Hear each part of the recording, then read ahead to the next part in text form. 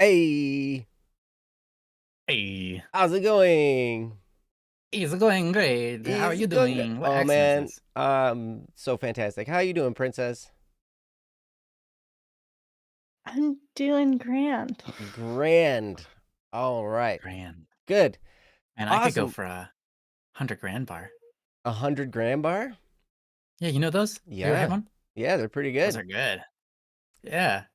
I don't eat chocolate anymore, so I can't have one, but that sounds real good. They are good. They're fantastic. hmm I had one hmm years ago. When Years ago. years They're pretty rare. ago, years ago when I was 29 years old, I had one. hmm Mhm. And now that you're 29, And it's now that been a I'm couple of 29, I years. haven't had one yet Yeah. this year. Nice.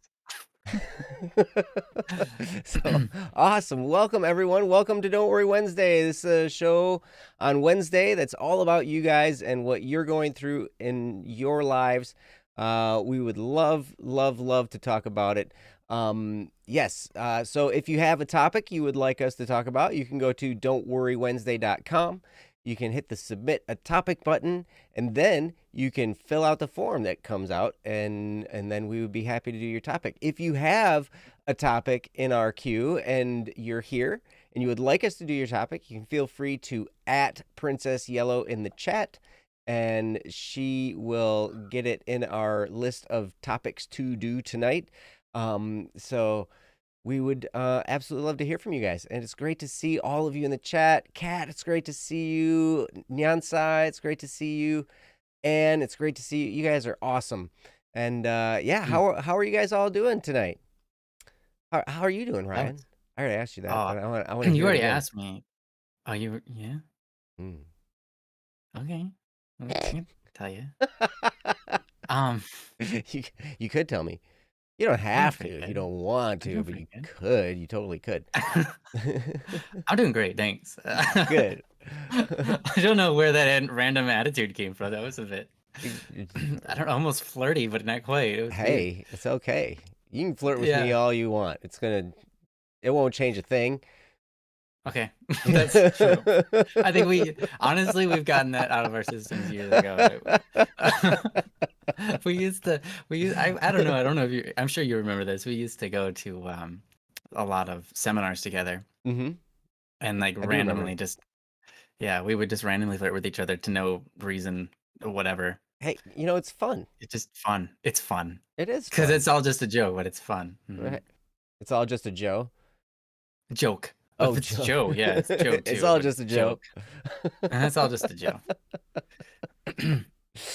Yes. Well, we do love each other and we love you guys. And there's just hmm there's just a whole lot of love going on in this show. That's right. And we love to have you here with us. It's great to see you. So we are not professional therapists or counselors or anything like that, and we're not a substitute for professional therapy or counseling. But we do want to be your friend. We want to do whatever we can to just accompany you while you go through whatever challenge it is that you're going through.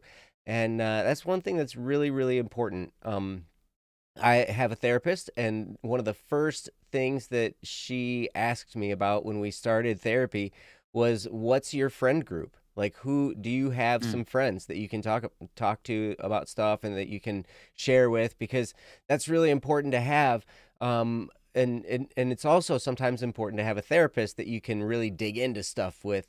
But then to have that support group of friends is also very, very important. And we would like to do that for you guys as best we can here on our show. And excuse me, you're always welcome to message us on Discord. Um, you can reach us. Yes, it's there in the chat. You can reach us on Discord, Princess7101, Static P4545, or Pleb6992. I'm Pleb. We should actually change. You know what? We should change my name to Pleb on this show. Oh, we could do that. We could do that. Could- if you're going to be Static P and I'm going to be Pleb and Princess will be Princess, Yeah, I then could just change mine to Ryan, you could. You but could. I then mean, everybody knows that your name is Ryan. Everybody knows Princess's name is Princess. And and everybody knows that legally, my name is Joe. Um, that's right. Yes, you do. You know what, Kat? I love messaging with you, and yes, I do tell you to burn things. It's super fun. We talk about burning things like the bridge, the colorful bridge with the colorful bent pole, which is super fun. Um, hmm You don't have that arson problem that we talked about, do you? No, hey, you know what? Maybe. maybe. But I do what like would it? lighting What things would? on fire. I have a. I like plasma. Yeah, like a plasma hmm cannon. Um, it's a state of matter. But so yes, plasma cannon would fit. Mm. Not blood But fire, plasma? not blood plasma. I don't have a thing with blood. Like, okay, maybe I do. I think blood is pretty cool. It is. Um, yeah, it's pretty cool. But like fire is plasma. It's a state of matter.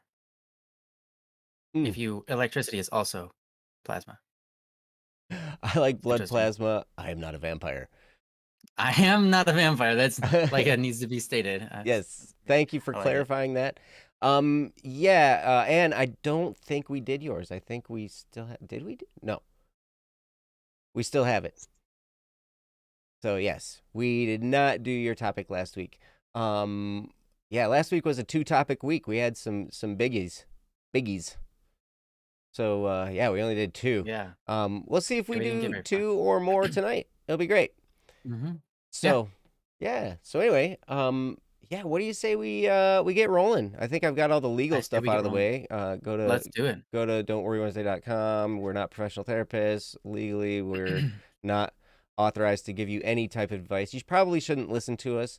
And because we're probably wrong.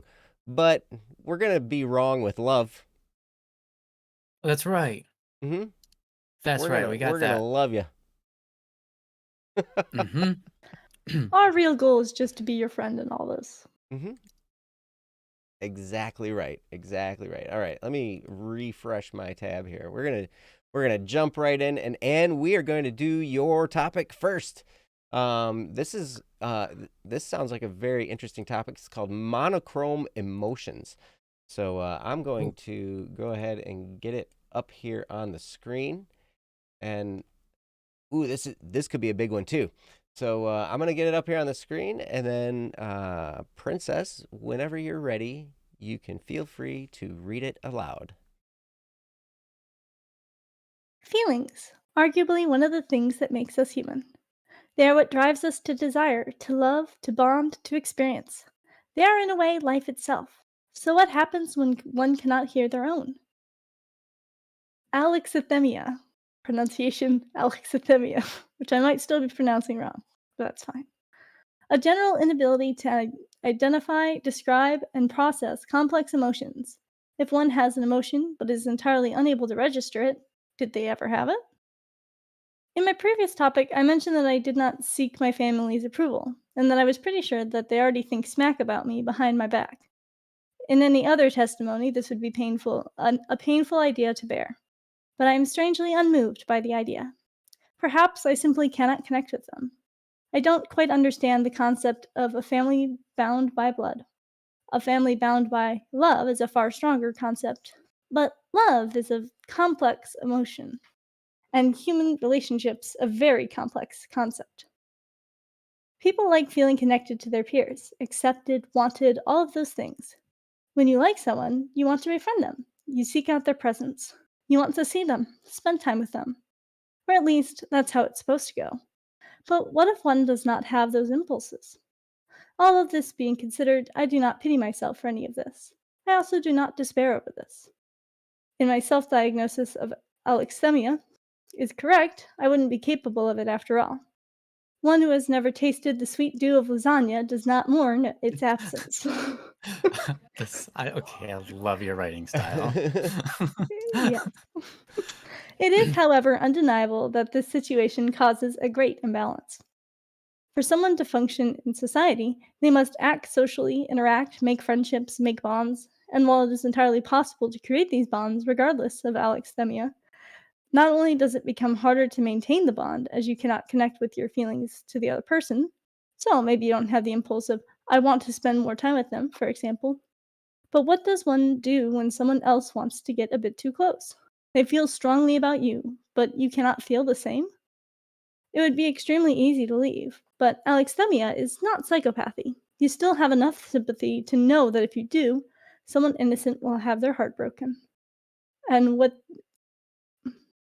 they are not harmful either.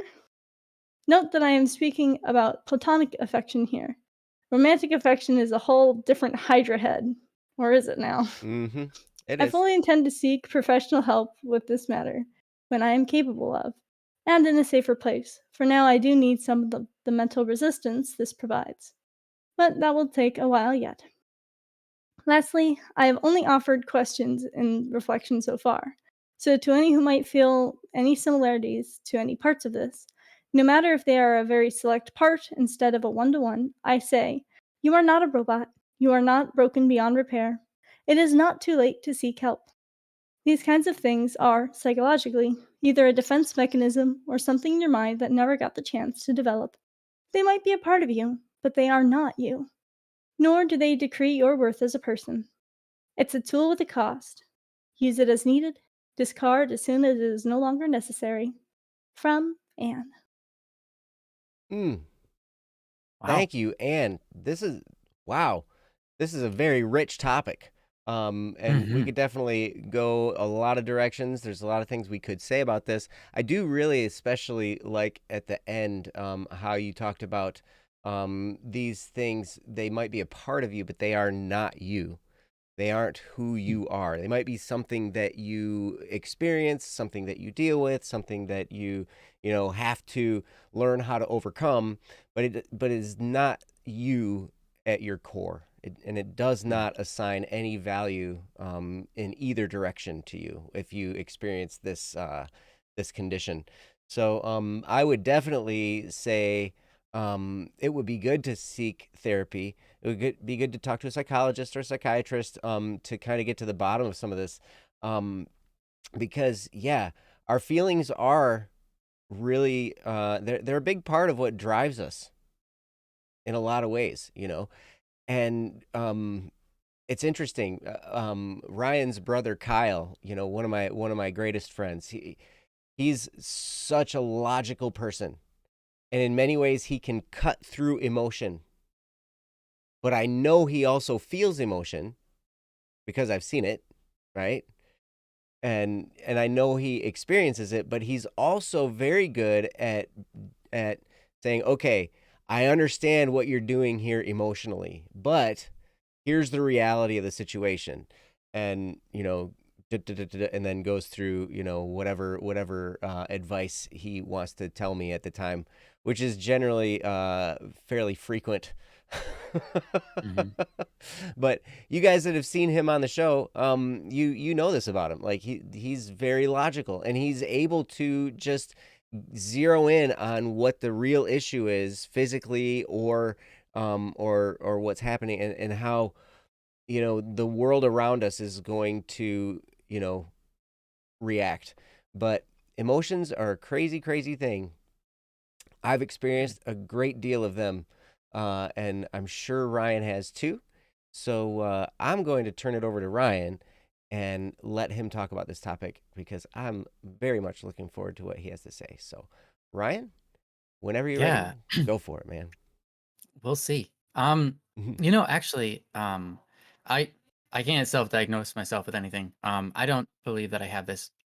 Of course. So it's not necessarily in my right to try to uh, explain any of this to you. I think it's lovely that you're asking all these questions. It's so awesome. I want to give you props not only for how well you wrote this, that also that you wrote it, that you want to share and talk about it. I think that's awesome. But also that you're seeking answers, and you are coming at it, like Joe was saying, from the right perspective of this isn't something that defines the entirety of me. It's something that I possibly have. And it's just navigating life with it, which is cool. Um, it's it's very cool.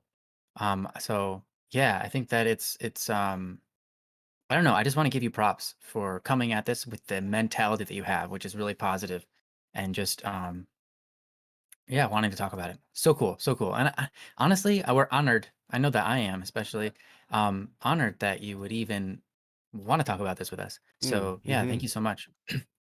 Um, I will just say I have a, a lot of personal experiences that relate with this. Again, I don't think I have this, but I definitely have experienced various forms of this in my own being, and also know some people that are very similar, or actually maybe even possess this particular personality quality, if you want to call it that. This this strange sort of way that the brain processes things. Um, but like, for example, I'm not strong emotionally. Rather, I experience emotions. I'm not void of them, but they don't come out in strong form. And I think a really great example of that is writing music. Um, Most people that write music, when they play their instrument or whatever, they pour themselves out into it emotionally. Mm-hmm. They, um, when they're writing a song, the emotion is about them. Like, I mean, about them as in like they have it, you know, kind of about as in like you're a man about town. It's about you. It's Mm. part of your experience. Part of writing is incorporating that emotion into it. Whereas when I write a piece of music, I'm generally emotionally void. I might have senses of joy, and I can replay the music and see, does it make me feel those sort of emotions? Then it's a salad. But if it doesn't, then I'm like, it doesn't move me. So therefore, it's not right yet. You know, so I have my process of writing music is very void of emotion. And then once it's done, I play it back to myself and I say, can I, if I'm thinking about this emotion, can I experience that emotion within this song? Does it feel right? Does the song line up with this emotion? And that can get me going. Um, so it's kind of like what I'm trying to say is ultimately what you said as well. It doesn't stop me from doing my work. It doesn't being unemotionally charged, or being not driven by emotion, or incorporating emotion in my work, doesn't prevent me from putting out just as good of work as anybody else. Mm. Um, I can pay attention to the fact that I'm not necessarily feeling the emotions like other people, and then make up for it later. But it doesn't by any means stop me or get in the way. Also for socializing, um, I what you said was interesting. You were asking about, you know, someone wanting to get close to you, but you don't necessarily feel that way about them. Well, isn't that also part of friendship? I mean, think about it. When you love, right? Love, the greatest, highest form of love is sacrifice. When you are willing to do something that you don't want to do for someone else, for their good or for their enjoyment, for their, you know, for their feelings or for their experience, even if it's without feeling, whatever it is, right? If you're willing to go out of your way and do something for someone, even though you have no emotional attachment to doing that, it actually shows a greater density to your love, because it becomes a sort of sacrifice. It becomes I don't really care to do this, but I can do it, and so I will. That's far more beautiful than experiencing the pull of emotion which guides your action. For example, someone is really, I feel like this often happens in relationships when you fall in love with someone. Very commonly, you fall in love with someone, and uh, your emotions pull you towards that person. And Mm-hmm. everything you do is just riding the emotional line. Mm-hmm. Everything you do is really easy because it's not a sacrifice. Everything you do is almost without sacrifice because it's all stuff you want to do. Everything involving that person, even doing things that you generally don't want to do, you suddenly want to do because you look at that person, you say, I want to be with that person. I want to do nice things for them. I want to blah, blah, blah, blah, blah. You ride that train of emotion, it's easy. Mm. When that emotion falls off eventually, a lot of marriages end at that point. Mm-hmm. A lot of marriages end right there. Because, and I don't mean like they immediately get divorced, but they stop trying. And it usually leads to a divorce eventually. Mm. It doesn't have to be both parties. Sometimes just one person. They stop trying. They don't care anymore. They don't feel that emotion anymore. And so they're just listening to their emotions. Their emotions are no longer telling them to be this person's friend, so they're not. That's awful. But it happens all the time. Mm-hmm. In friendships and in marriages, in every relationship. So what I'm saying is, even if you don't have the emotional pull, like a lot of people do, to be friends, like, oh, I really want to be around that person. They make me feel good. You know, generally on Don't Worry Wednesday, when we're telling people how to make friends, we say, hey, it's not about what you look like. It's about how the other person feels, really. Mm-hmm. And if you make them feel like they're a good person, if you make them feel desired, if you make them feel like they like themselves, that's one of the best feelings. If you can make people like who they are inside, they're going to want to be around you all the time because those are good feelings, right?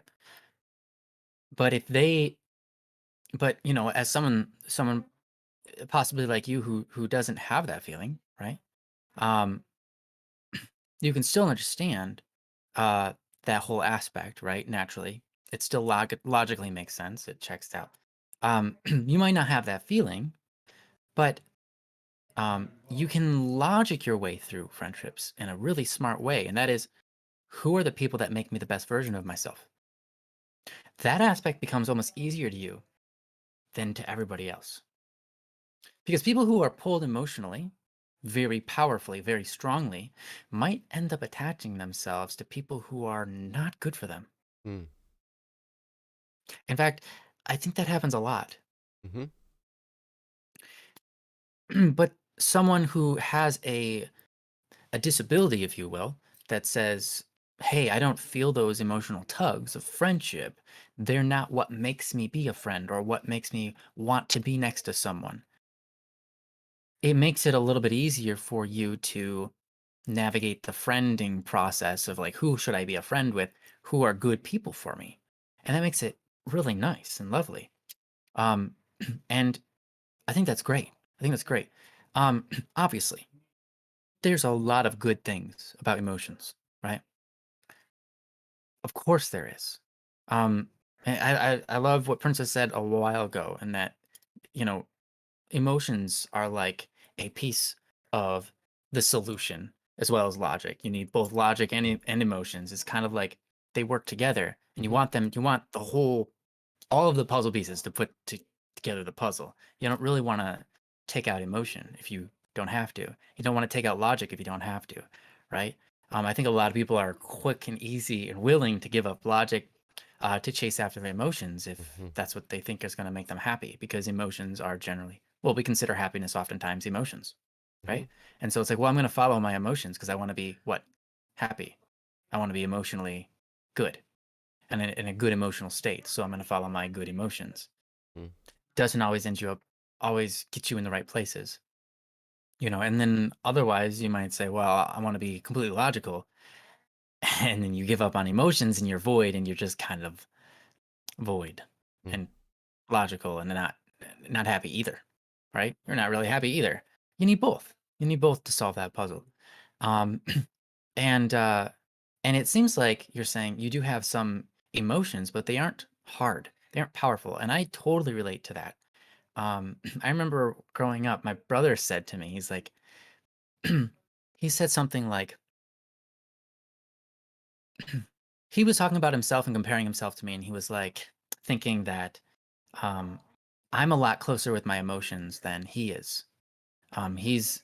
He has emotions and he feels them, um, but the way I experience them is a lot stronger than him. And then I felt like I had to correct him because I was like, I don't know if that's true. I think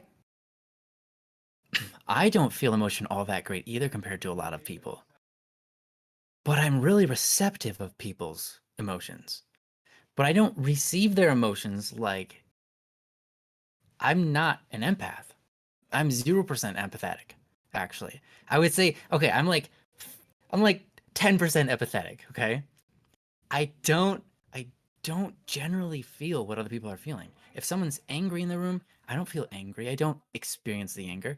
If someone's sad in the room, I don't experience their sadness. If someone walks me through a story, I don't necessarily feel the emotions that they're trying to get me to feel.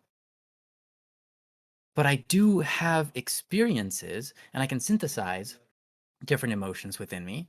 And a lot of times what I feel like is a sense of I look at them and I can notice that there's sadness within them, and that makes me sad. But it doesn't make me feel their sadness. It makes me compassionate, Mm. right? Compassion is the general overarching theme of all of my emotions, I think. I think it's kind of how my brain processes things. And it's very different from a lot of other people's experiences. And so I think we all are processing things differently. You know, there's so many people out there. And the more that I learn about people, the more I recognize, wow, we are so the same and we are so different. But at the same time, we encompass all of us like the same array of emotions and what causes us to experience them are very different things, but often similar, right? We are incredibly similar, but also so wildly different. Some things, like some people, cannot understand. No matter how you explain it, no matter how many times you explain it or which way you explain it, they can't understand. And I feel like I'm that way sometimes about certain things. And and that's just like the human brain isn't perfect. Mm. And I don't think that the human brain can be. And what I mean is there's no perfect. We're all just experiencing things, Mm. right? There's almost like this person has this state of thinking. This It's different than the rest of society. Maybe they don't experience, like you could talk about someone who is a psychopath, right? Mhm. There's something in their brain that is calculating, moving through their neurons differently, right? Mhm. Um, they can't experience compassion. That's wild, right? Mhm. But we look at that person, we say, they're not less valuable. They're not necessarily more broken because brokenness requires that something is fixable. Like it's it's not that way by design. Part of me thinks that brains are just all different and that's the way it was designed was they're all different. It can feel broken because they can't it can feel broken because it's like you're supposed to be a human who's supposed to be able to sympathize with people, and you can't do that. So there's something missing that you can't do. And it's like, that's true. But at the same time, even in all of those things, there's blessings. Blessings it brings out of other people and blessings it brings out within yourself. You know, people who are unable to experience emotions are often like, geez, here, let me tell you something really crazy. Um, most, most of the powerful people that we meet, powerful meaning high social status, high income earning, etc. Most of them are like borderline, if not completely narcissists. Mhm. Why? Because their brains don't stop them from being ruthless to get what they want. Mhm. And they have a certain way of acting out that causes people to be drawn to them and want to follow them. They're generally really charismatic people. And you might even think that they're sympathetic to you sometimes, but they don't have that quality about them. We're actually pushing that onto them and seeing it, but they're not experiencing it. And yet these people are often the people that get really high in society. And so you think, like, that feels wrong, but it's not. they're designed the way they were designed, and they have the ability to go where they were meant to go, all the same. They aren't lacking in anything that they need to do the things that they were put on earth to do, right? And so it's hard because we have to suffer with those people, but we have to suffer with everybody. It's just a matter of recognizing who you're dealing with and what you're dealing with, and not to allow yourself to be trampled, um, or expecting something from them that they can never give, right?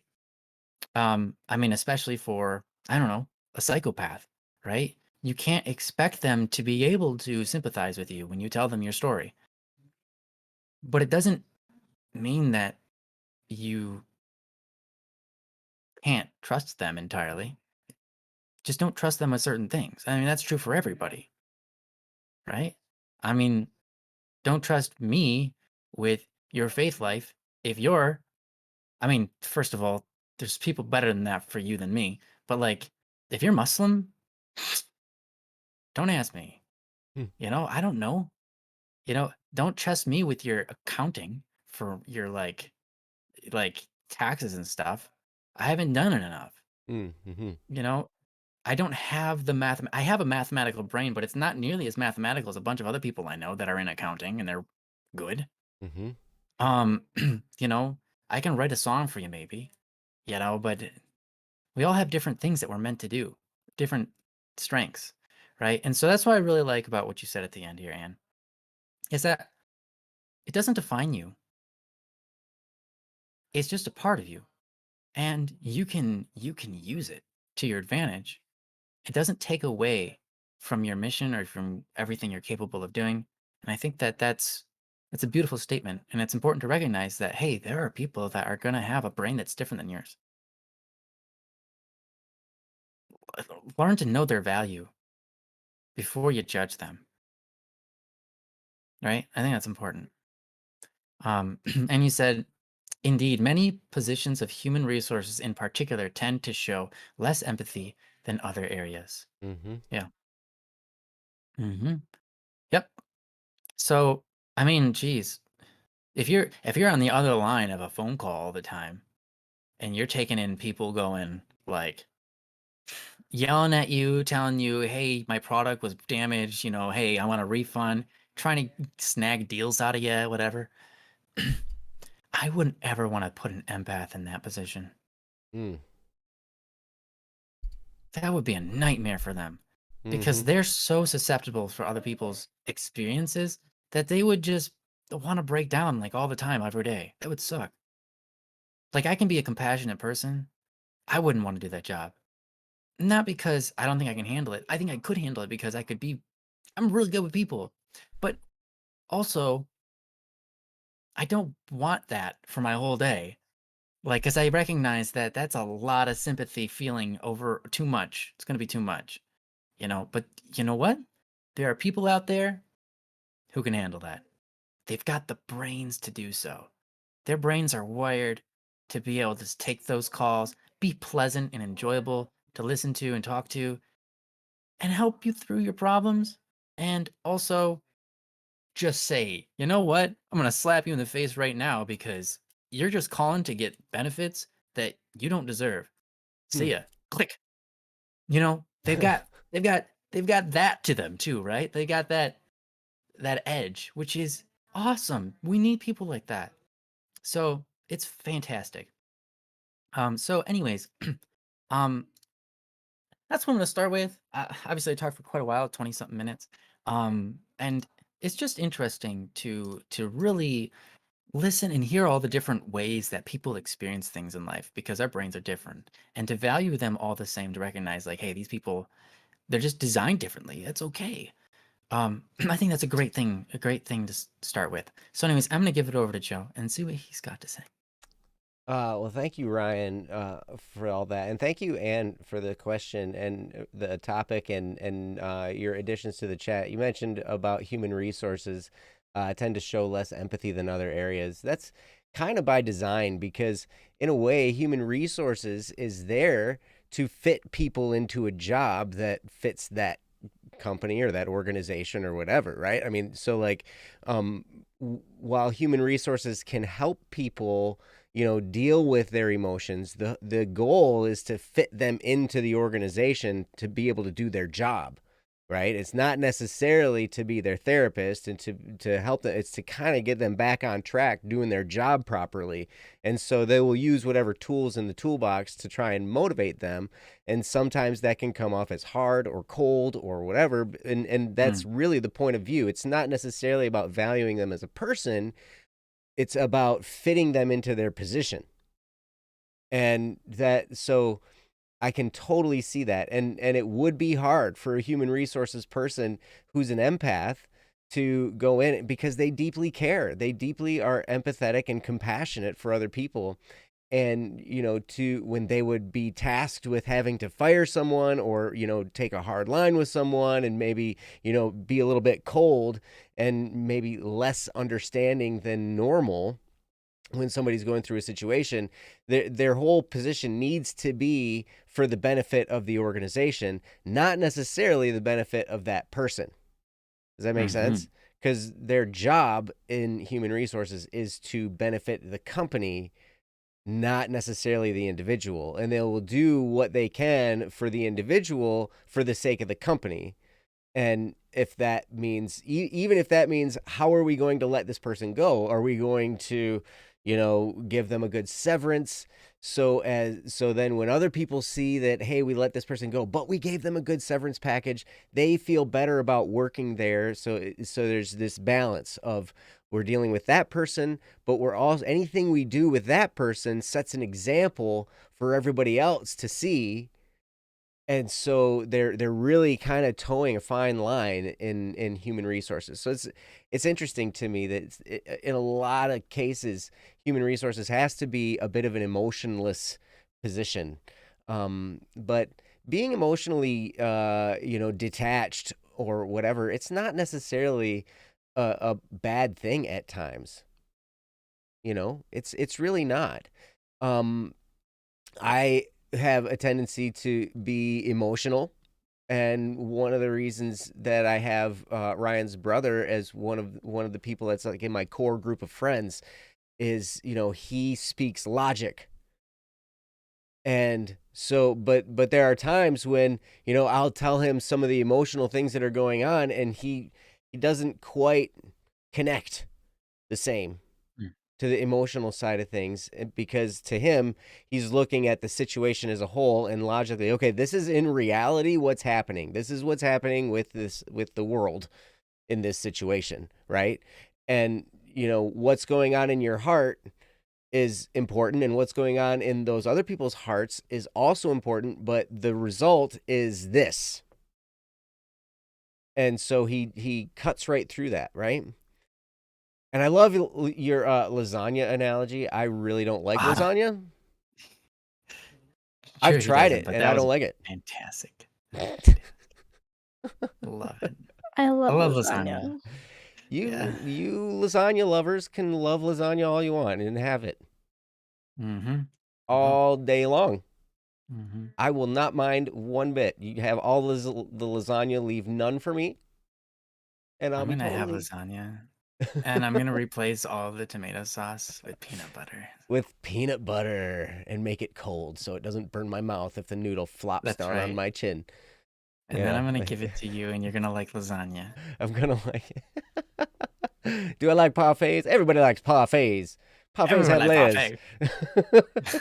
I eat a parfait for almost every breakfast. It's good. Yes.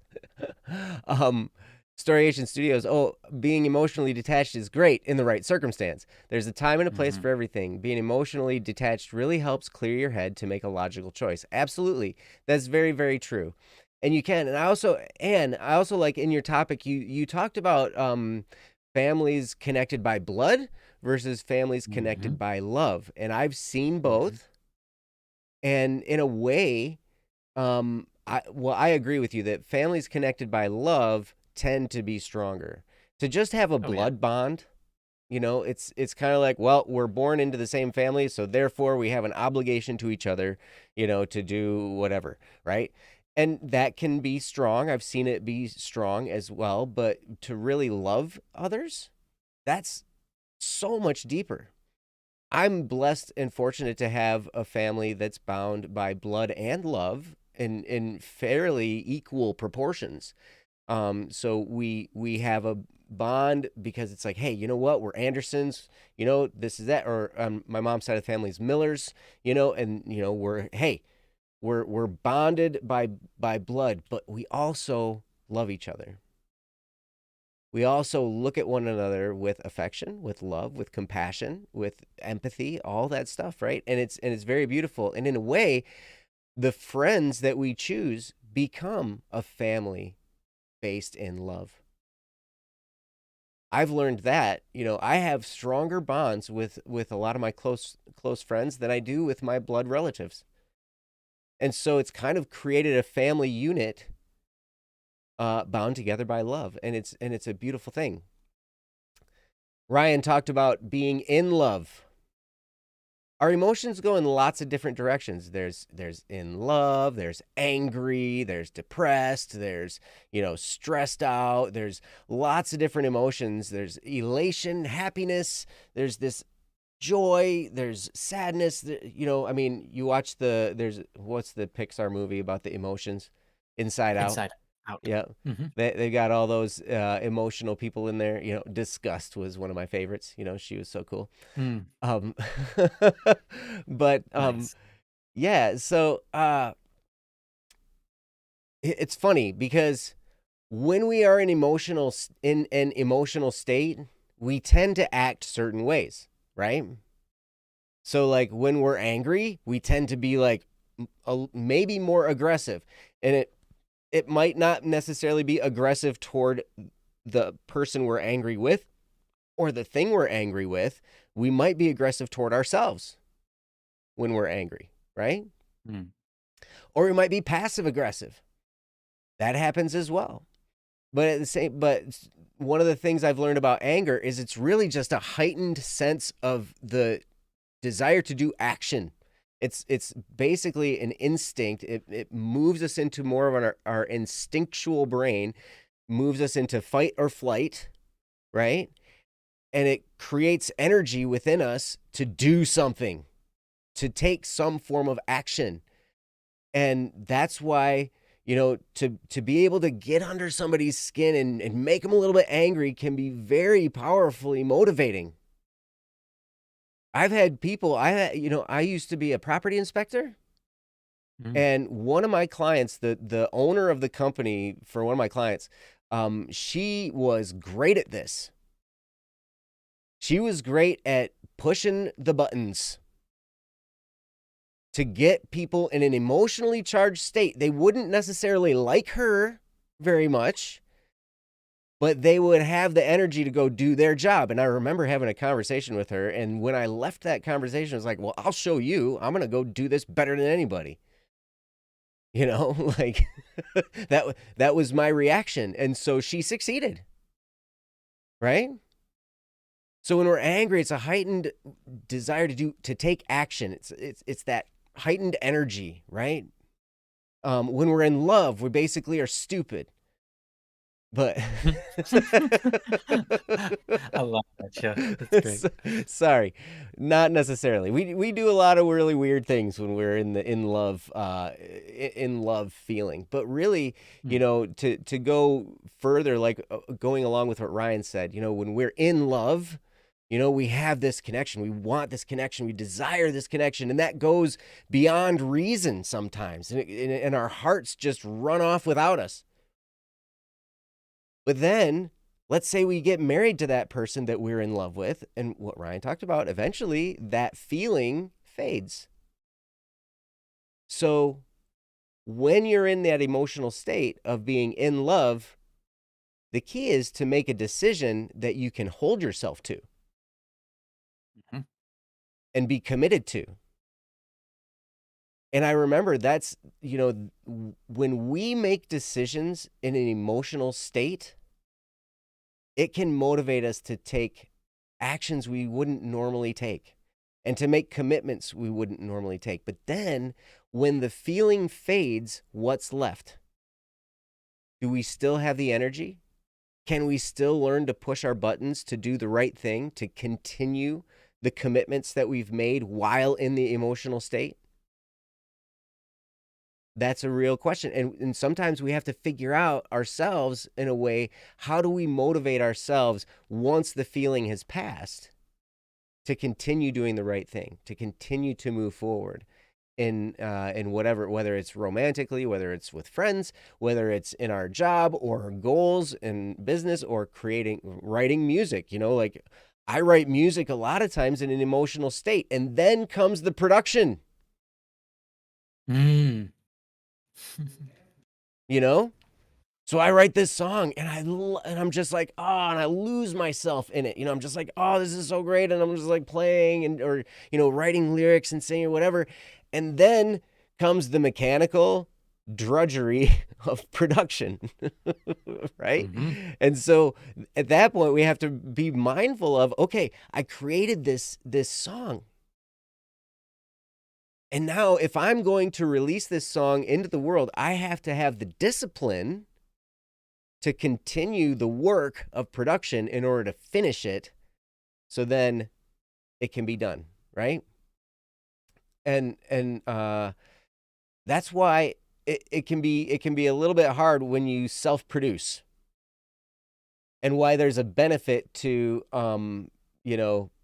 hiring engineers and producers and stuff to do that part of it.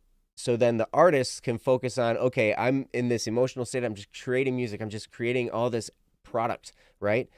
And it's wonderful. But then the production side of things comes in, and it's good to have somebody who maybe that's their passion, so they can continue that process. So, Anne, I do have to tell you, I don't think any less of you for being somewhat emotionally detached, or what's the condition? Alexithymia, something. Yeah. And yeah, to kind of feel a little bit detached emotionally in that area, or maybe majorly detached in that area. It's okay. It's totally okay. And in a way, you are a little bit more free to, think clearly about a situation. The key is, here's the question I would ask myself with what you're dealing with, Anne. Can you look at that person as a person? Can you see them with compassion, with empathy? Can you see them as someone with value, someone with feelings that, you care about them?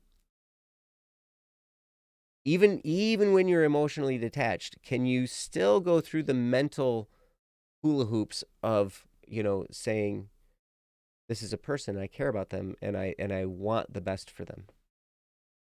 And if you can do that, you're really quite free, because you're not going to be bound by a feeling that keeps you in a situation that may not be good for you. Ryan talked about sometimes we fall in love, and we fall in love with someone who's not good for us. Happened to me. It's happened to me more than once. And you know what? I paid the price. Sometimes a bigger price than other times. But yeah, anytime it's painful when that Piper comes calling, it is painful. So, Anne, I wanted to let you know, I love you. We love you. And just because you're dealing with this right now, like you said so beautifully and so clearly, it does not change your value as a person at all. And in a way, there's a benefit to what you're experiencing. Now, there are also drawbacks, that maybe you don't get that depth of that emotion, but maybe that's just temporary. Maybe that's just for now. And maybe, like you were talking about, maybe seeing a therapist, getting into some of these things, getting more in touch with your feelings, your emotions, and with love especially, you might learn a few things. You might be able to then experience some of that depth. But with the knowledge you already have now from the state you're in, you might be able to be more free in that love. I would recommend a book for you. It's called The Art of Loving by Eric Fromm, Fromm, and it's Eric, Erich. But the book is called The Art of Loving. It was absolutely a wonderful, wonderful, wonderful book. And it explains so much about love and how to love without the, the need to be loved in return. Because a lot of times that's what we're seeking when we're loving someone, is to feel the love in return from them. But really, the true gift of being able to love is to give love to others and to help others feel loved from us and to be that conduit of love toward others. So anyway, Anne, I hope some of that makes sense, and I hope that you hold on to the knowledge that it doesn't change how valuable you are. And yeah, so hopefully that makes sense. And that's about all I have. Ryan, did you have anything else, or Princess, did you have anything Sure. to say about any of this? I have just a Ryan? little bit more. Sure. Yeah. I mean, Joe briefly touched on this, but I just want to share my relatability, I guess, relationship. I don't know. My similarity, whatever. English is a weird word, or English is a weird word, yes, and it's a weird language as well. To your understanding of the family unit. I remember growing up and feeling no connection between me and my family. And that sounds a little strange because I've got a very loving family. At least my mom and brother are very, very. My mom especially. My brother was my brother. I guess he was loving. He was. He didn't necessarily show it, but it wasn't showing a lack of love either. He showed me love in the way that he would tell me, like, do this because this is better. And it wasn't very kind the way that he would tell me. So, anyways, you said this. In my previous topic, I mentioned I did not seek my family's approval and that I was pretty sure they already think smack about me behind my back. In any other testimony, this would be a painful idea to bear. But I am strangely unmoved by the idea. Perhaps I simply cannot connect with them. I don't quite understand the concept of a family bound by blood. A family bound by love is a far stronger concept, but love is a very complex emotion, and emotion relationships a very complex concept. In human relationships, a very complex concept.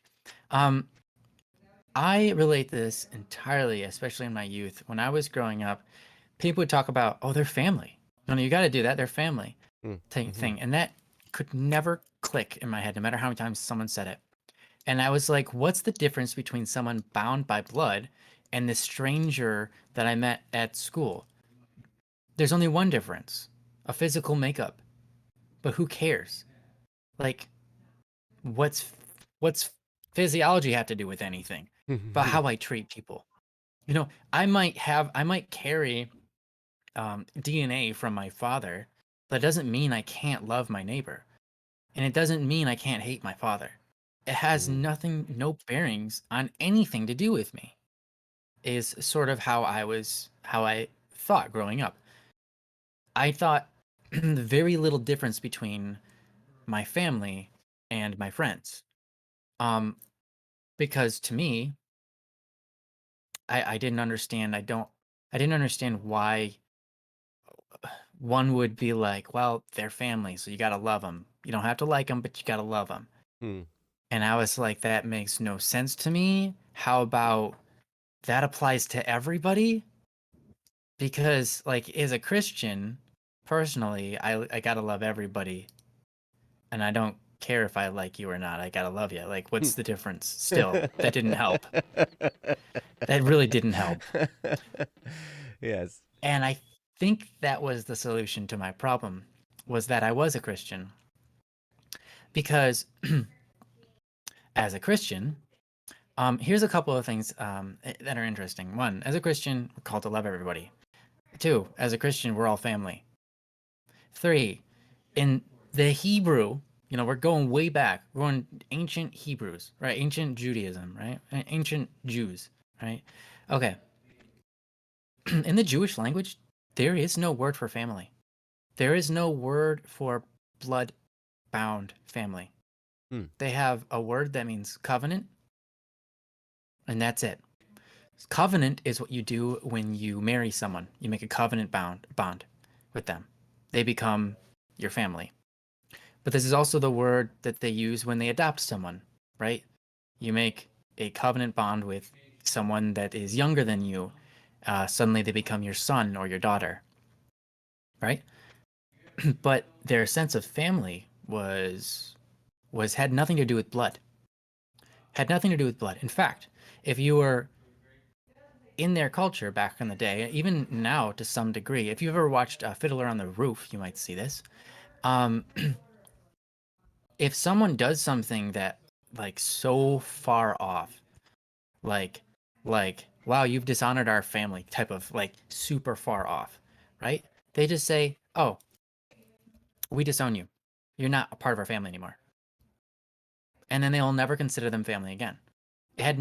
They broke the covenant, so to speak, right? They did something that broke the covenant bond between them. And legitimately, the way their culture worked, they were never family, basically. They're not family. There's no connection between us because blood meant nothing. Blood was, blood had its own meaning. In fact, in the ancient culture, blood was called lifeblood. You couldn't remove the two words. They were interconnected, lifeblood.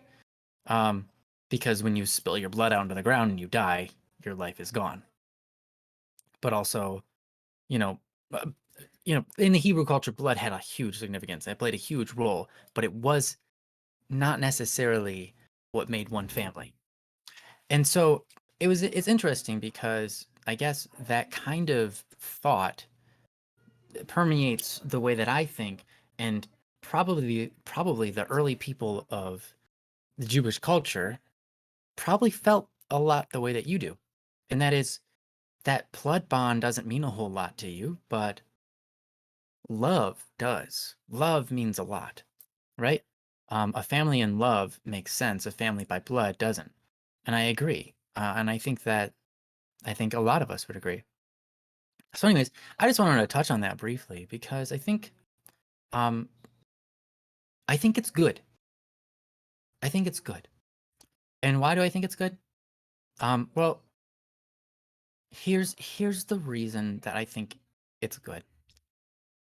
Part of it is to do with you don't rely on your family for your own self-view. You don't require their acceptance of you for you to accept yourself. You don't require them to love you, or you don't seek their approval, etc., for you to just be you. And that's really good. That's really good. Because, I mean, obviously, a lot of the culture is suffering from that exact thing. They want their father's approval. They want their mother's approval. They want their dad to say, good job, and then everything would be okay, sort of thing, right? And people struggle and fight for that because that's important to them. But to you, and I don't know, to me in some part, the way that my brain processes things, it's not a requirement. It's not a requirement for us to be good and happy and enjoy ourselves. We don't need their approval, which is good. Which is a good thing. But I'll tell you what, though. There is, outside of Christianity, there is a very important role that this notion of blood bond plays. And that is families who aren't bound by love, but rather blood. They have, Joe said it, they have obligations. And those obligations keep them doing good things for each other. at least like, oh, your car broke down, man. Here, I'm gonna come and pick you up. It's not like they're gonna say, oh, geez, that's awful. Okay, hold on. You know what? I'll be there in like 20 minutes. Is that cool? It's not gonna be like that. It's gonna be like, you kidding me? Your car broke down? Really? And who's gonna pick you up? Me? Wow. Great. Okay, I'll be there in 20 minutes. See ya. Two very different phone calls. Two very real phone calls. I've heard them both. In fact, it was probably the second one was playing it low. Like I've heard families talk to themselves and swear, talk to their family and swear at each other like a lot about things like this. But it does get people, it does work to help one another in the family unit by having this blood obligation, right? But if that's not necessary because you have love, then that's not necessary, right? And so I much prefer the way that you think about it, and I think that it's totally acceptable. In fact, maybe even if it's simply a self protection mechanic in your brain to shut off the attachment to your parents, etc., because they're not going to give you approval, they're of whatever. Even if it's just a defense mechanism, it's still healthier than a lot of other things. It's still healthier than not having that mechanic in you and you changing who you are just to try to get your parents' approval. Or, I mean, changing as in like acting like a different person than you really are. Or changing, or just being generally unhappy because you care too much, right? That's not good either. So, I mean, life isn't about happiness, but it's still pretty important. It's what a lot of us are fighting for, I think, on the daily.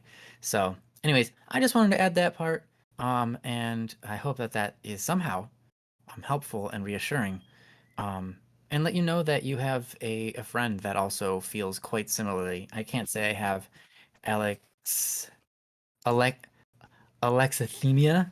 I mean, I don't think I have that, but I definitely relate to it in a lot of different ways. So, anyways, if you want to reach out and talk to me at any time, you can find me on Discord.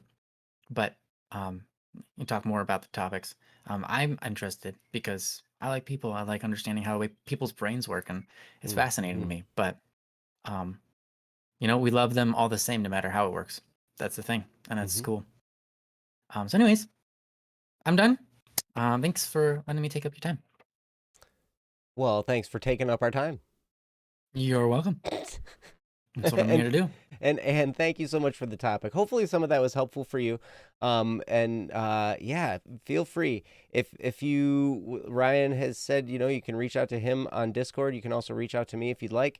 If you'd like to talk about any of this any further, feel free to do that. And also, if there's anything you want to unpack in this situation, if something sparks something and you want to submit another topic, you're more than welcome to do that.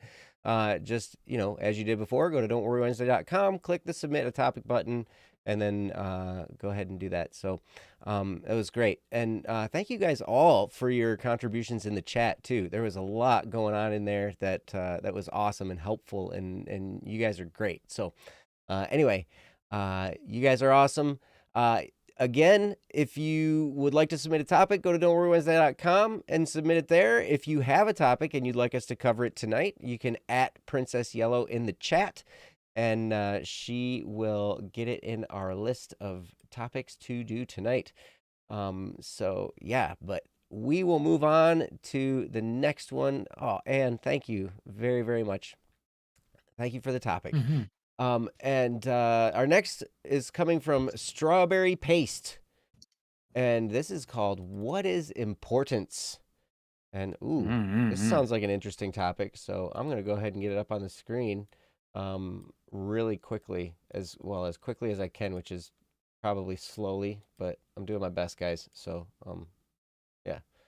Anyway. Take your time, Joe. I'm doing my best. All right. There it is. So, Princess, if you'd like to read it, go for it. What is important? Why are things important? Why can't things be simple? How do we choose what to act on? From Strawberry Paste. Mm, Fantastic. this is a good question. What is Hmm. important and why? And why can't they be simple? Sometimes they are simple. Sometimes things are dreadfully simple. Like maddeningly simple. Hmm. You're like, dang it. This is so simple. It makes me feel all complicated about it. Like, Yeah, you're right. You're right. Huh. this is such a simple thing. It should be more simple. Hmm. But yeah, what Yeah. is important and why? And how do we choose what to act on? That, this is a great Hmm. question. And here's the thing about life. One of the things that I've learned is that in a lot of ways we make it up as we go along. That's true. We can take advice, we can take guidance, there's all kinds of stuff, but for a lot of things that we experience in our lives, we get to decide how we're going to react. I remember there's an old saying that says, there's only two things in life that are permanent, and that's death and taxes.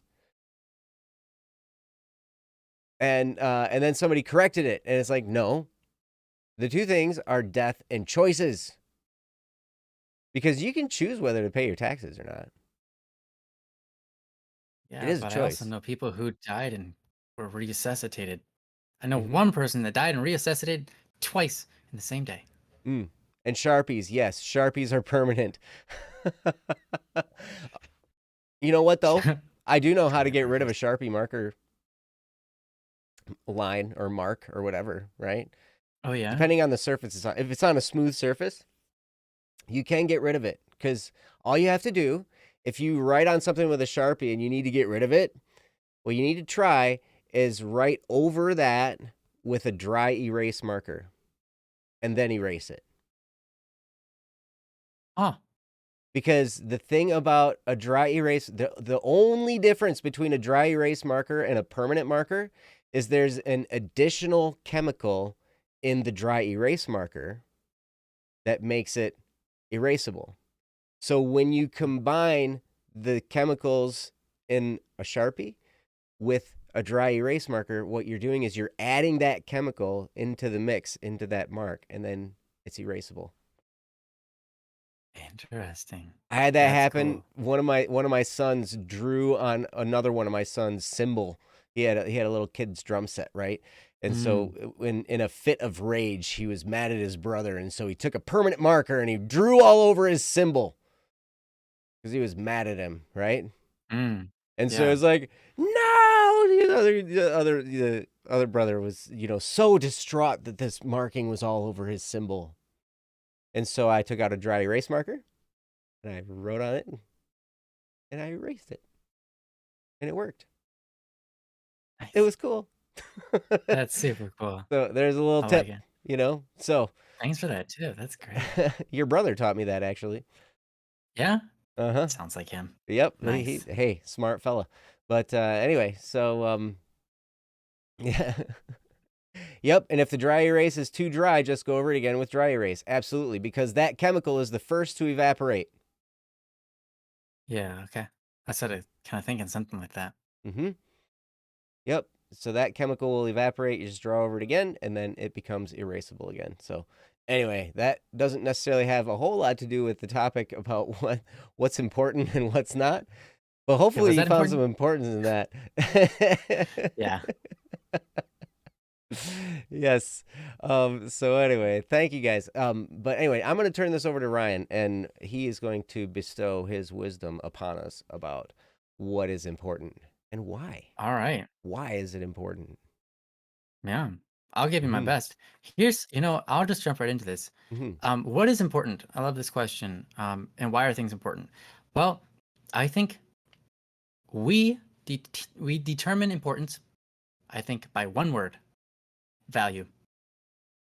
I think you could supplement the word value in any place you put the word importance, right? Or valuable. Like, how important is that? How valuable is it? It's asking the same question.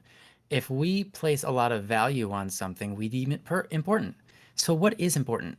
It's those things that are valuable. And I think that what you want to do with that is have, there's a word for that. There's a word for the virtue of understanding what is valuable. One of those words, this isn't the word I'm looking for. I just don't remember the name of that virtue. But one of those words is humility. Humility helps you to understand the value of people, of God, if you believe in Him, of the material goods around you, and to treat them based on that value. When you are a humble person, you don't value yourself less than other people. You value other people equal to yourself. And that changes how you act, right? Because you said, how do we choose what to act on? Well, if you have a lot of humility, that will help you choose what to act on because you recognize that your value is not greater than the people around you, nor is it less than them. So you shouldn't be overly selfish, nor should you be overly selfless, right? Neither of those things are virtues. And so humility is a really great and important way to live your life in a good, helpful way. Humility will definitely give you a guide on what is important. But rather what is important and what is valuable. The word that I can't think of is, unfortunately, that I can't think of it, but I think a good way to get this virtue is really to do exactly as you just did. Strawberry paste. This is the name of the person who who gave us the topic. It is to intentionally ask often the value of the activity you're doing or the thing or the object you're dealing with. Ask yourself, what are you planning on doing with it? Where does its value come from, etc. If you continue to ask these questions and then act on them appropriately, I think you will find a great virtue in living your life with importance and doing important things. There are many times where we, out of urgency, do things that have little importance. I think that a lot of people live their entire lives living entirely out of urgency rather than importance because they haven't taken a step back just to ask the simple question, what's the value of this? Mm-hmm. Because that question can be a daunting one. It can cause you to think really hard because you're like, what's the value of it? Well, how do I determine value? What are the many different components of this object or this thing I'm about to do? And then you have to look at all of it and write it all out in your head and figure out the pros and cons of it, and then figure out what is the ultimate value of it in the construct of all of time.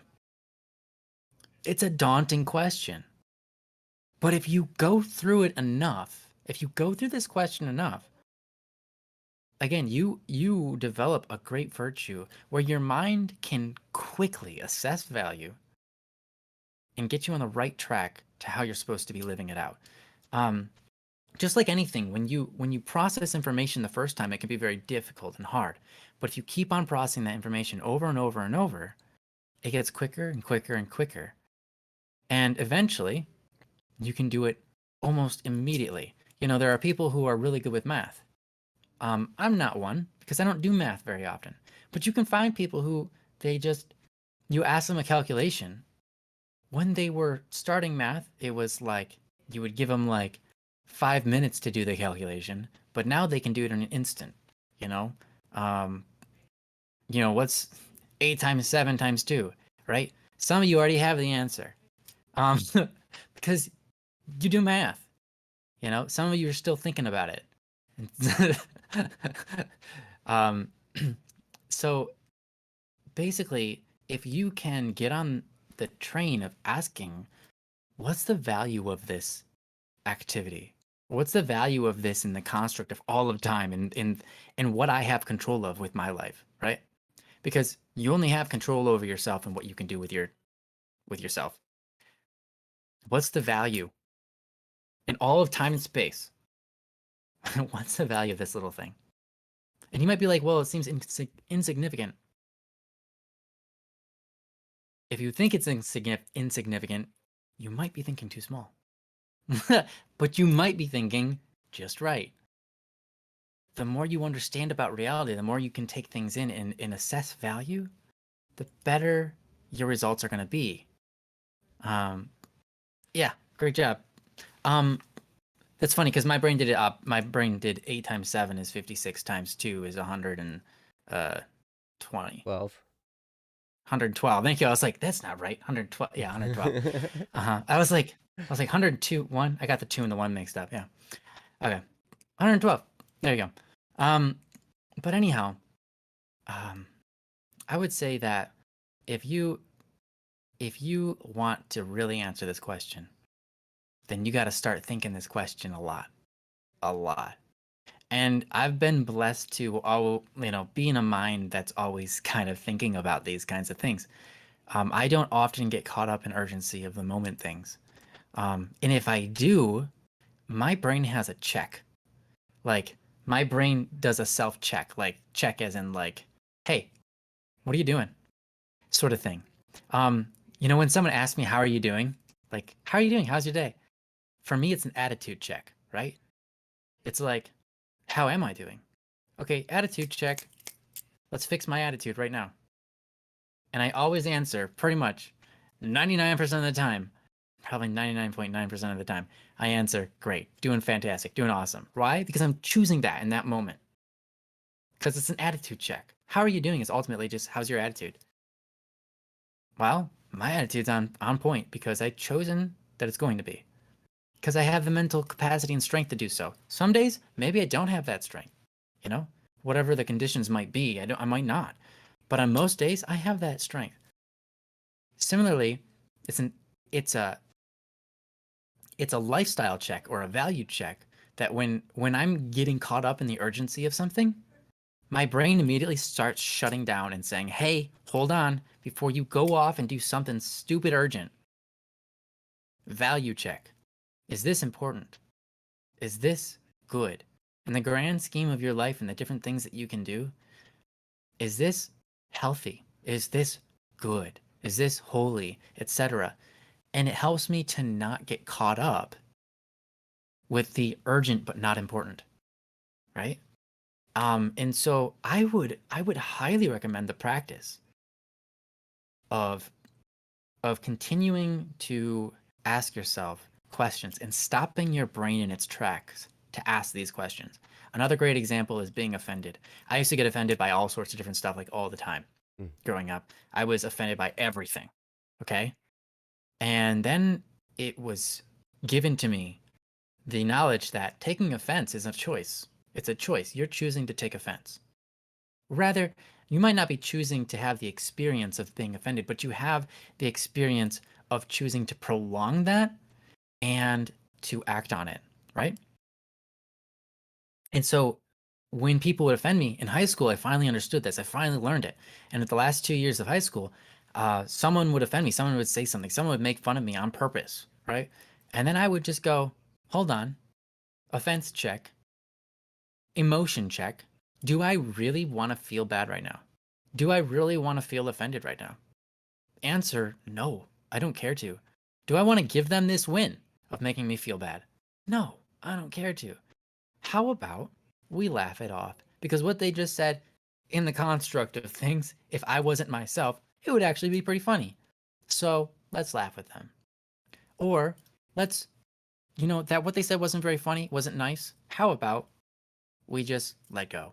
Diverge the conversation, or tell them off even, but don't do it with a feeling of being offended or angry at them. Do it with a feeling of compassion or kindness, or just like, hey, this person's got something wrong with the way that they're thinking if they're going to try to offend me. Like they need help, maybe I can help them. It completely rewired my brain to be able to recognize that, hey, being offended is a choice.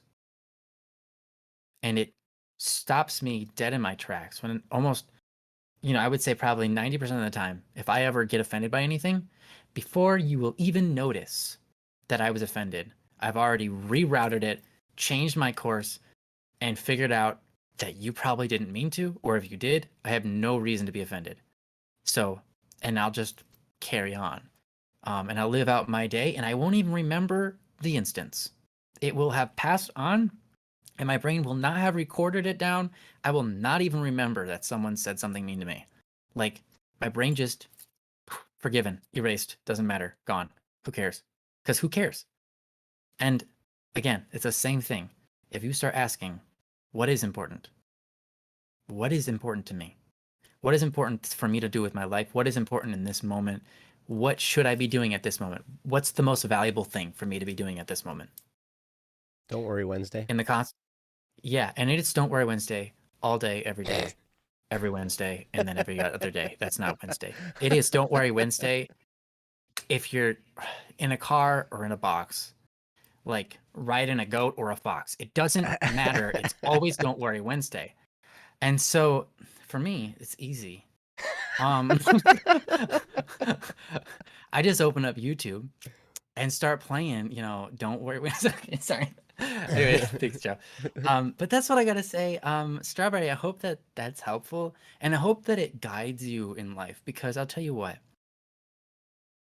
everyone wants to live an important life. Everybody wants to live a life where they've chosen to do the things that are valuable, and the things that they've done are valuable, right?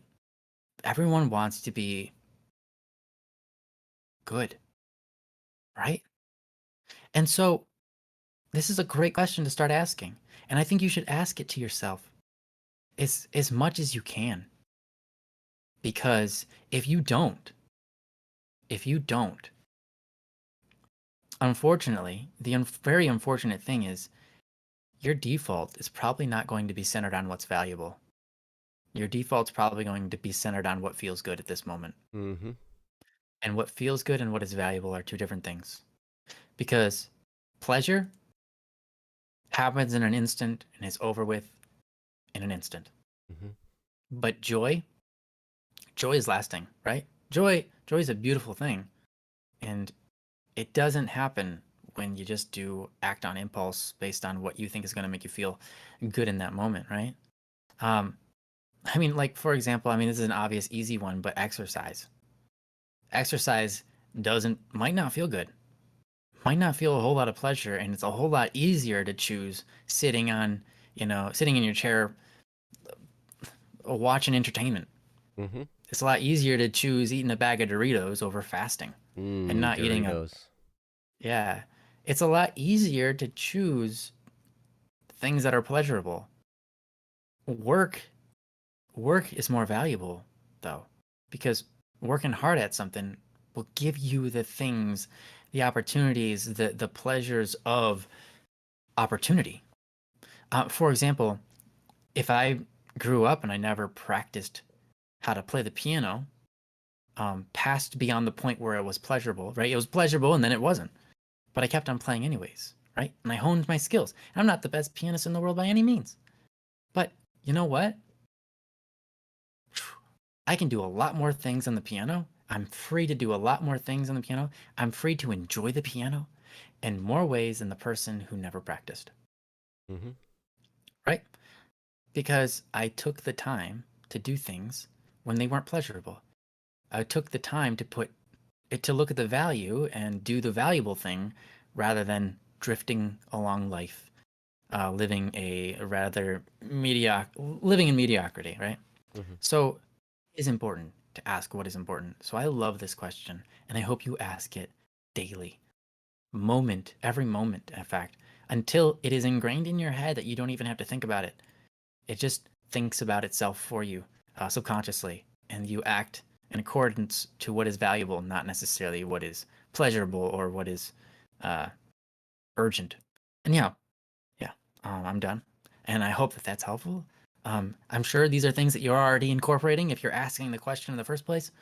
But if you're not, I really encourage you.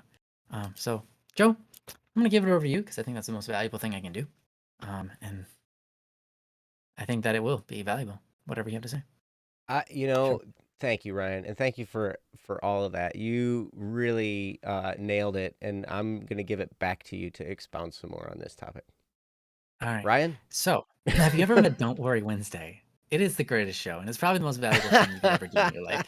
I'm gonna give you the host of the show. Don't worry, Wednesday. It's a really Oh. good show. I'm gonna give you the host, and his name is Pleb. Joe Also known as Anderson. Joe. Yes. Okay. Thank you, Ryan. And honestly, strawberry paste. I will say that I'm hoping that you. Oop, I just put Ryan on the screen again. Is he so good looking? Look at that guy. Man, oh man, it was a mistake, but it wasn't a mistake. It was like subconscious non-error. So I'm just gonna leave him up there Wow. while I talk.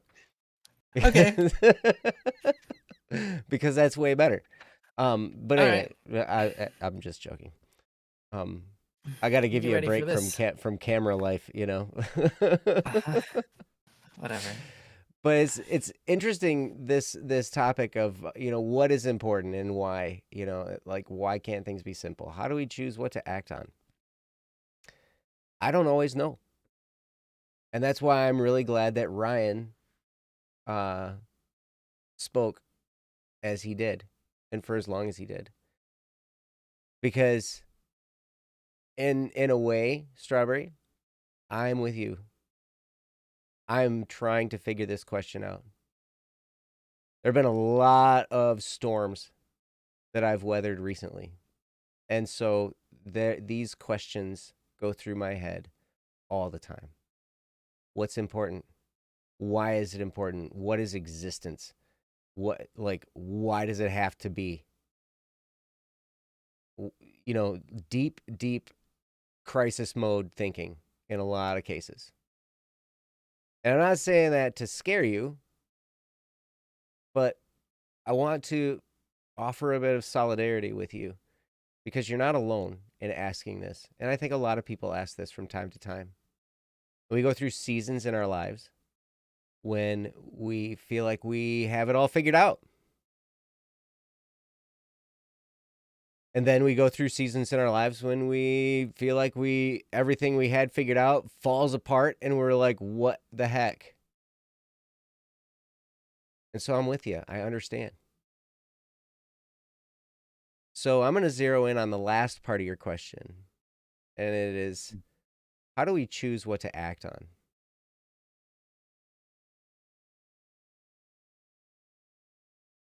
Ryan said something very, very important. And this has been proven to me again and again and again and again and again. There is a major, major, major difference between pleasure and satisfaction. Major. And like Ryan said, most of the time, the thing that we want happiness, we want satisfaction, right? And so we look at things and we take the short-term pleasure route in an attempt to get satisfaction or in an attempt to have joy. But that's not the path. Ryan said it's so great. Something that brings us momentary pleasure is over as soon as it's over. But that feeling is addictive. We get a rush of dopamine, maybe, a chemical that gives us, some sort of pleasure, happiness, right? Serotonin's the happiness one. Dopamine's the pleasure one, right? I think. Or one of them. I've been told serotonin is the chemical of love, and dopamine is the chemical of pleasure. I don't know. Okay. I'm not good at my chemicals though. All right. I'm not good at my chemicals. I'm not good at my brain chemicals either. chemicals. I'm not good at brain chemistry. Yeah. But anyway, so we get this Someone in the feeling. chat might know. We get this what's that? I said someone in the chat might know. Oh yeah, someone in the chat. Cool. I'm pretty sure it's oxytocin that's the love chemical, or at least the chemical that is usually considered for bonding, which is often love. Serotonin is more of a regulatory of mood, cognition, reward, learning, memory. those sorts of things. And dopamine is the one that is happiness, or Okay. like that sort of more feelings of reward and pleasure. Okay. Okay, thank you. Gotcha. Awesome. Thank you, Princess. So we get that rush, right? We get that rush of that chemical, that feeling that makes us feel good. But then it's over and we want more of it.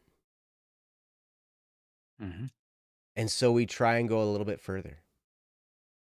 Or we try and do that thing again. And what happens is we end up going down a road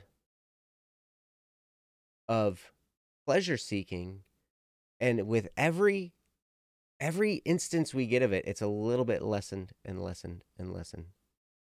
So it's less and less every time. Unless we increase it somehow drastically, it continues to get less and less. And it's so very interesting,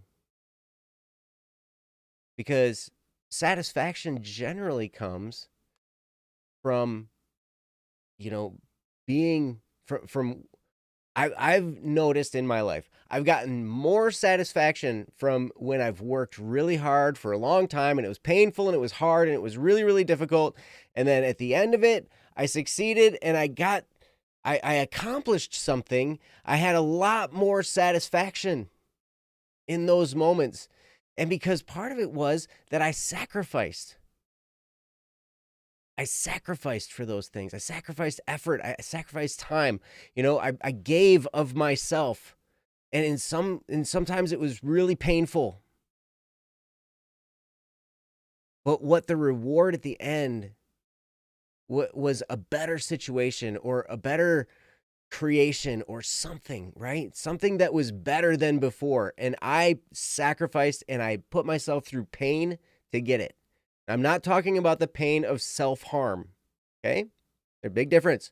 I'm talking about pain of working toward something, working toward an ideal, working toward a goal, working toward some kind of accomplishment, right? But even then, that moment of accomplishment is still a moment of pleasure. And that can be addictive. We can get addicted to accomplishment. But still, accomplishment is momentary. And then it's over. So sometimes, in a way, one of the things to really try and find joy in is that joy in sacrifice. That joy in giving ourselves to something.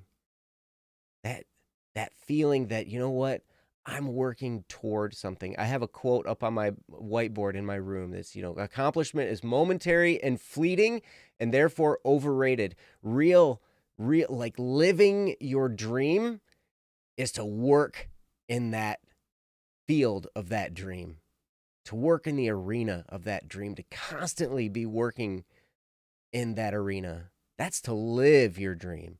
It's not to live in the realm of accomplishment, because that's just a pleasure moment. It's a moment of pleasure.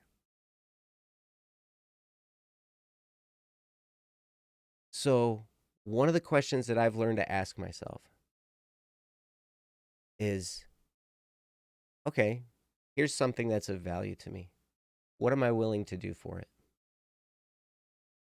What am I willing to give of myself for that? And it might be an accomplishment. It might be a thing. It might be an item. It might be a physical item. It might be another person. What am I willing to give? And it can awaken love. It can awaken compassion. Because when we give of ourselves and we let go of ourselves,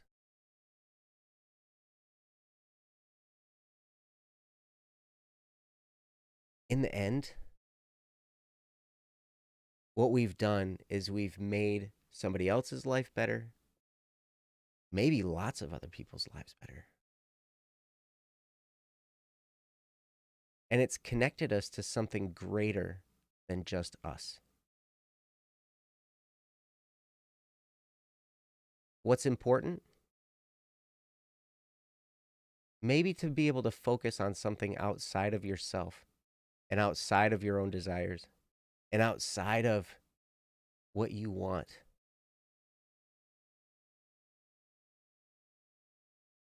To be able to get out of our own selfishness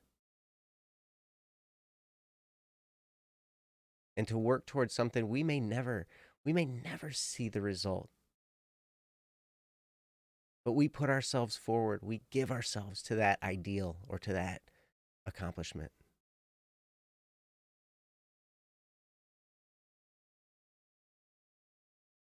And then to remember, because sometimes those moments are painful. Sometimes those times when we're in the moment of working and of trying, it can hurt. It can really hurt to sacrifice.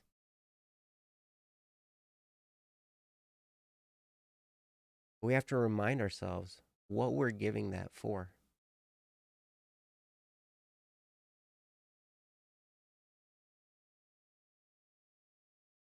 And I don't know. I mean, there's a lot of directions I could take it from here. But how do we choose? I would choose a route that is a route of giving yourself for the benefit of another person, or a group of people. To give of yourself to help. You'll find more joy in serving other people than in working toward getting something for yourself. That's absolutely true. And it goes back to loving. It goes back to, can you love someone enough? Can you love a group of people enough? Whatever it is, can you love them enough to give of yourself, to sacrifice your time, maybe your resources, to help them?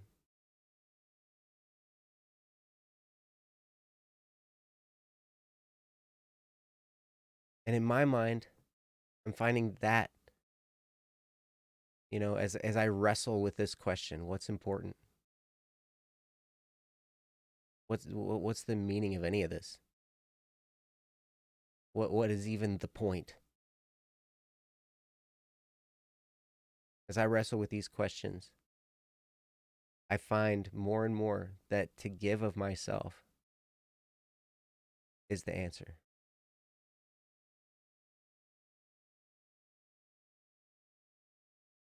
So how do we choose? Choose a path of giving. Not for the sake of receiving, but for the sake of giving. For the sake of the fact that you love another person or a group of people or whatever. Future generations. And if you can love outside of yourself, beyond just you, the choices become easier. And it's not to say to neglect yourself totally.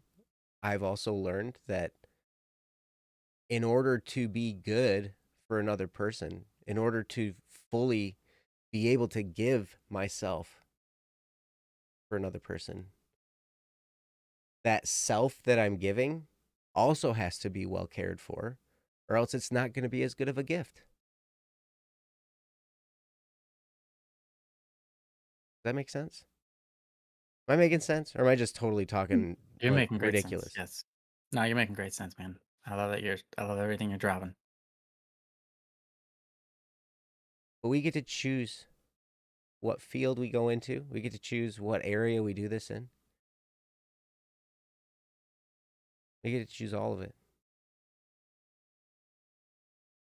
But to let go of what I want for me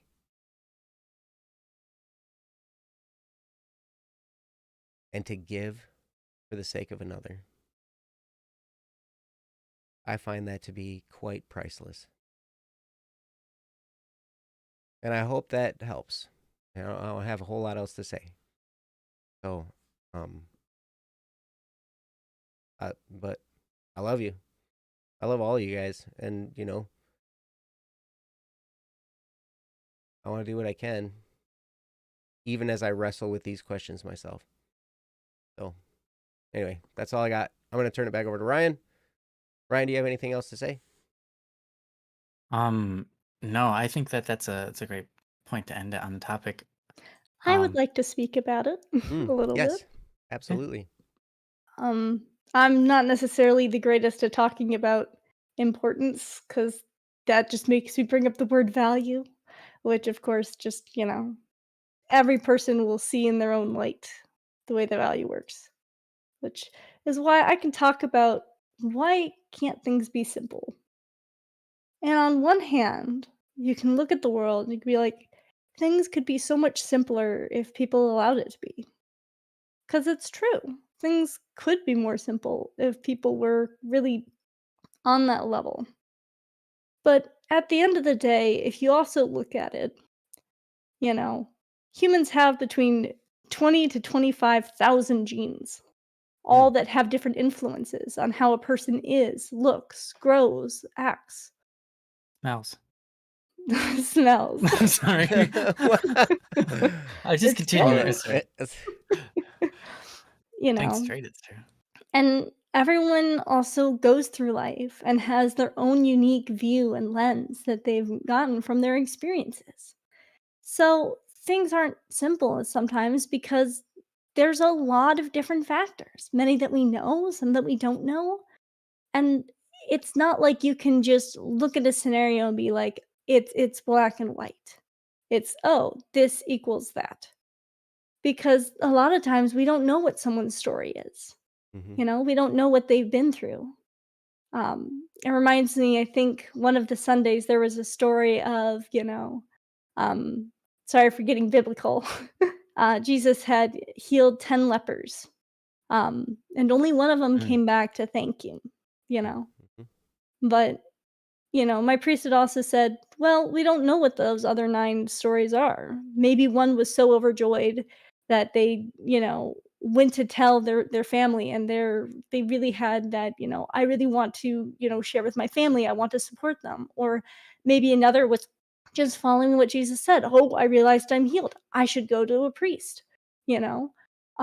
There's many different possibilities that don't have to be that they were being rude or that their intention was anything like that, because all of them had a different view of what happened, you know, or at least, that's what was taught in the homily. And I think that that's kind of applicable to, why aren't things simple? Because in many ways, life isn't simple. If it was simple, we wouldn't have all the differences that we do have, the complexities, the amazingness, the loves, and the gifts that Mm. comes with having the ability to have so many different people that are each and every one of them unique. Because the one thing that I can say is that people are valuable. So people are important. And they have value. And it's not something that is assigned to them, but something that they inherently have that they are worth uh, an impriceable amount, and there's so many complexities in that. So yeah, I think life isn't going to be simple because people aren't simple. Hmm. The amazing world we have isn't simple. But that's part of its beauty too. It allows us to have, discoveries, to look into stuff and research and find something new because we have that complexity there. But there are also times where people can overthink or get in their own heads or, oh man, I'm worried about this and that and this other thing. And if I don't do this in this exact way, then maybe it won't turn out right. And it's like, hey, it's okay. For all these complexities we have, we also don't need to hyper focus on that either. Even if we don't have that same sense of joy or that same type of emotions or, those types of experiences, we still have experiences like that. Or we have an understanding of experiences that could be like that. And in that way, we can still connect with one another. So I think that's really all I wanted to add on, but that's That's what I've got. That's beautiful. Yeah. Yeah, very well said. Mm. Um, I guess I'll add one little thing. I recognize this statement is doesn't make anything simple. Um, Hmm. and I really appreciate what Princess said, and I think she's actually absolutely right. I love complex things as my personality because I like to be able to dig in infinitely. And if I reach the end of something, I'm like, well, that's boring. Um, I like a video game that gives me millions of choices of how I want to develop my character because it feels like it means something. If there's no complexity to it, if I'm just, I don't know, slicing fruit on my screen for 20 hours straight, I'm gonna be mad out of my mind, angry. But Like, dude, because I've dude, spent doing something so simple you gotta with get the no. you gotta get 5 in a row, 5 in one swipe. Anyways, yeah, sure. And then you do that. Anyways, my point is, I'm a person who likes the complex, not necessarily liking the simplicity. I recognize that I'm different in that because that's not true for a lot of people. A lot of people like video games that are very simple. I don't. But what I was gonna say is, to ask this question is it's opening up a pretty big floodgate. Because here's the thing: either humans are just animals that can think way beyond they can think themselves into suicide, basically. Because here's what you got: you're either an animal and you have nothing is important. Because why is anything important? To continue the human race? Is that important? Why would that be important? Mm-hmm. Who cares? Why continue the earth? It Mm-hmm. keeps on spinning. Why do anything? What's the point? There's no point, and that's the problem. So ask this question is pretty intense, because if you just think that we're animals on this planet, then you're going to have to recognize that there's really not a whole lot that's important other than what you want to do with the time that you have here. And those things are important because you want to do them. But the people around you aren't important other than you want them there. And that's a pretty self-based ruling on everything. You know, everything's up to you. At that point, you start going into, I mean, again, we just kind of talked about this like very briefly, but it's kind of narcissistic. Mm-hmm.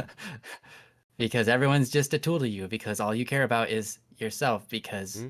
I mean, that's really the only important thing that you can measure up to is yourself and what you want to do with yourself and the other people that are around you. That's what's important.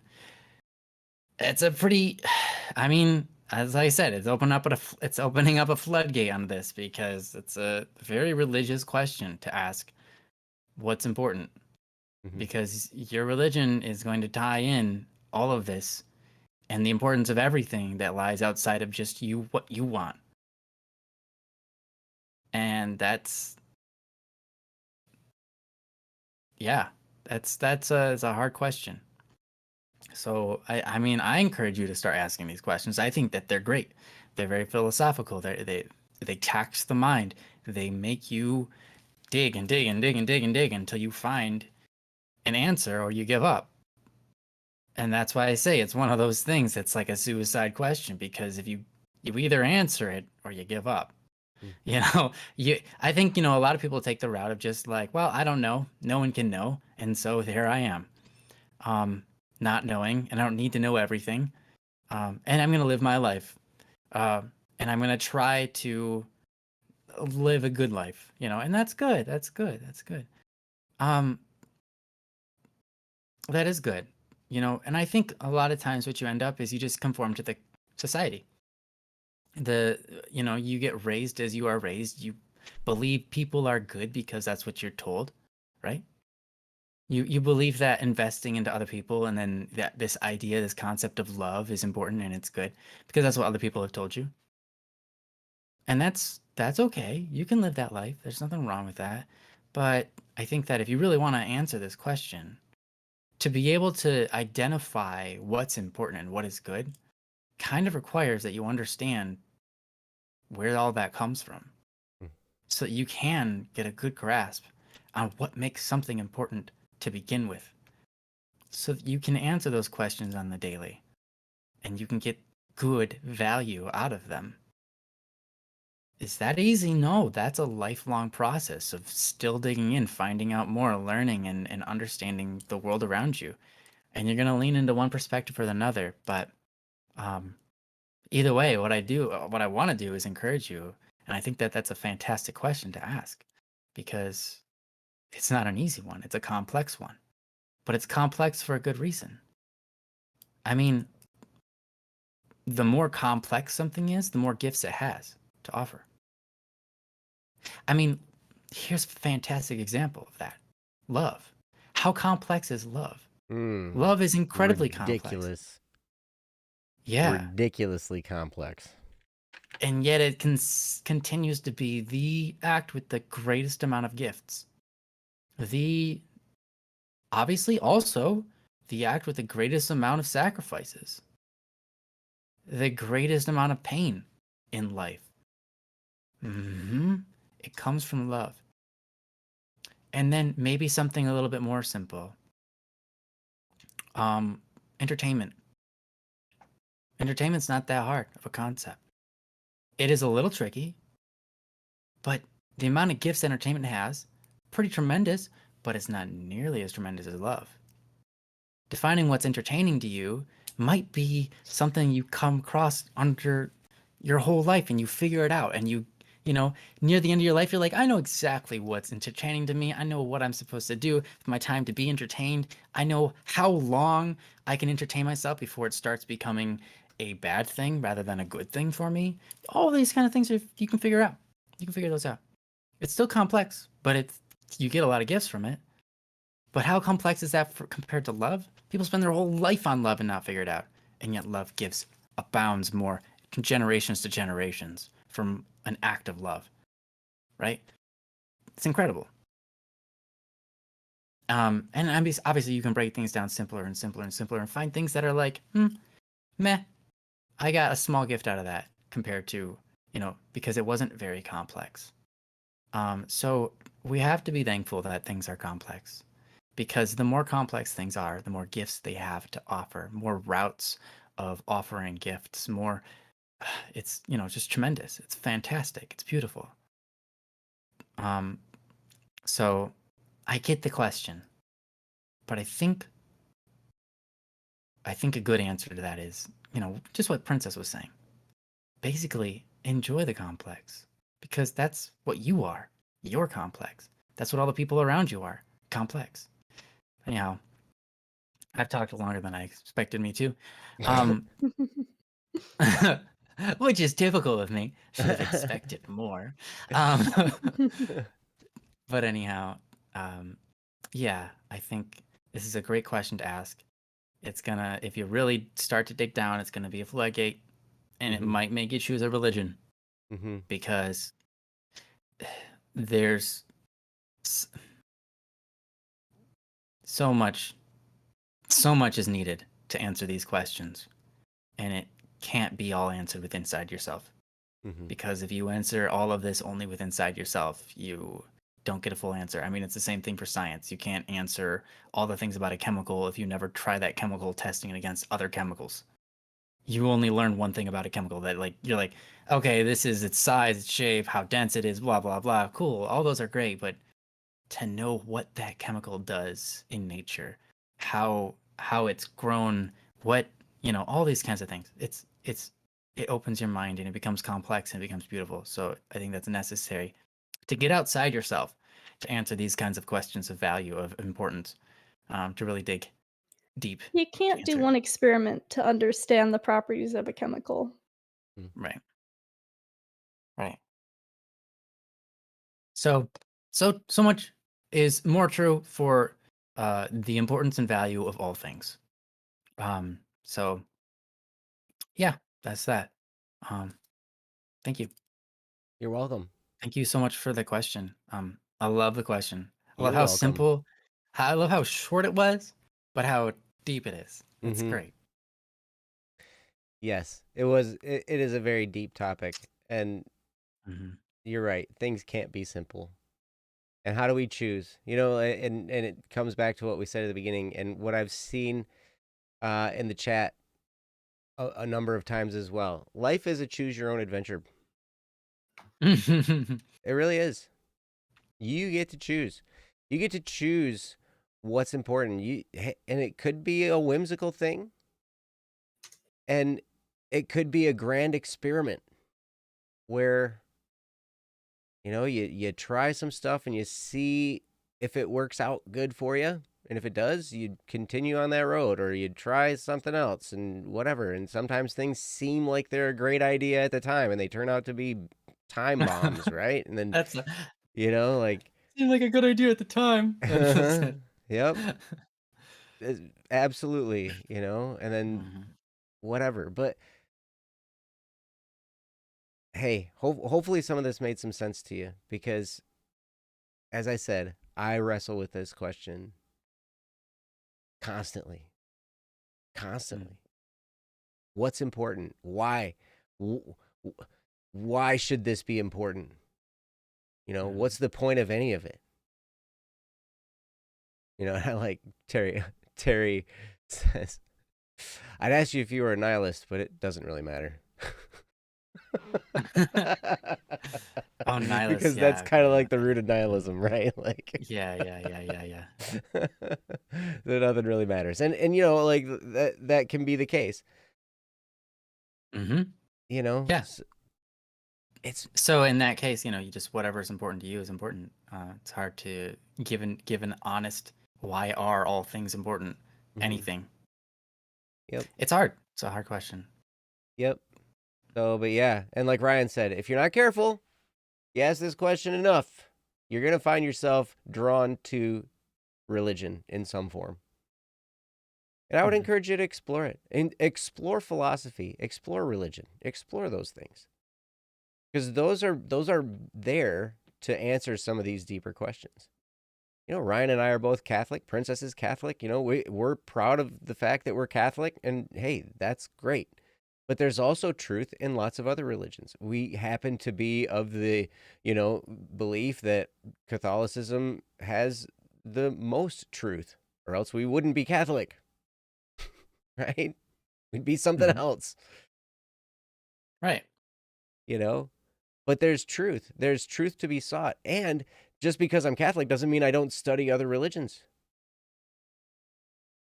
I study Buddhism. I study Stoicism. I study lots of different stuff. I look into it, and I try and find the truths. They all And have it's something good beautiful. to offer. Absolutely. I mean, nothing stands without some amount of truth, right? Something that, I mean, you have religions that have existed for 2,000 years. There's truth in them, otherwise they wouldn't stand. Right. And there's Yeah. value in that truth, If there which is wasn't great. truth It's there, it wouldn't wonderful. exist anymore. Right. Yep. So explore. I would encourage you. Explore. And sometimes when we're at that state of wondering, one of the best things we can do is explore. And I'll tell you what, exploration is much, much better and better feeling than despair.